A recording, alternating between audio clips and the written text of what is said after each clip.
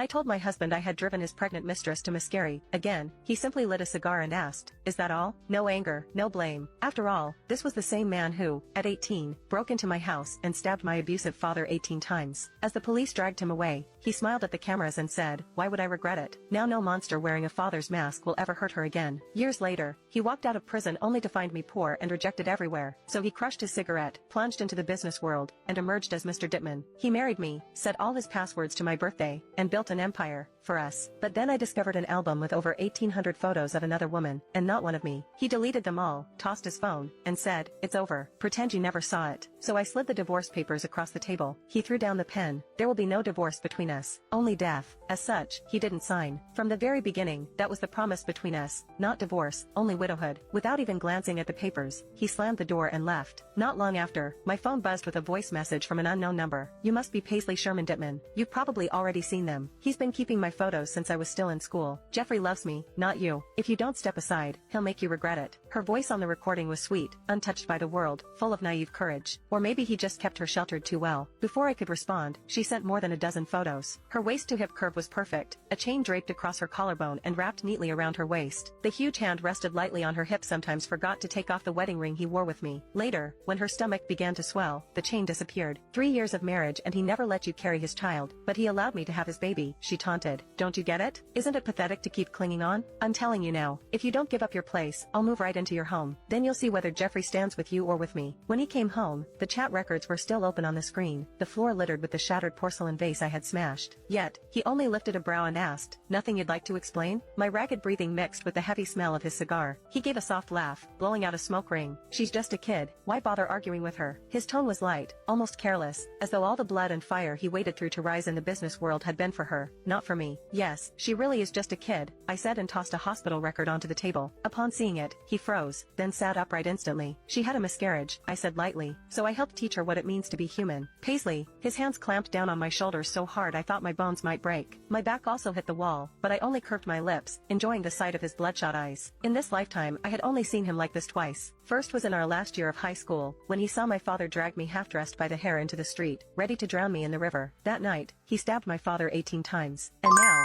because this girl had lost his child, his grip tightened as he demanded an answer for my cruelty. "How rare," I whispered with a smile, to finally see Mr. Dittman lose his composure. I laughed without a hint of remorse. "You're a woman yourself. How could you do something like that to her?" he shouted. "You said it yourself. There will be no divorce going on between us, only widowhood." I leaned in close and continued, "So, Mr. Dittman, if you won't kill me, then I'll have to kill the two of you." Just then, blood dripped onto the floor, and only then did he notice the cut on my hand from when I was smashing things. Right after seeing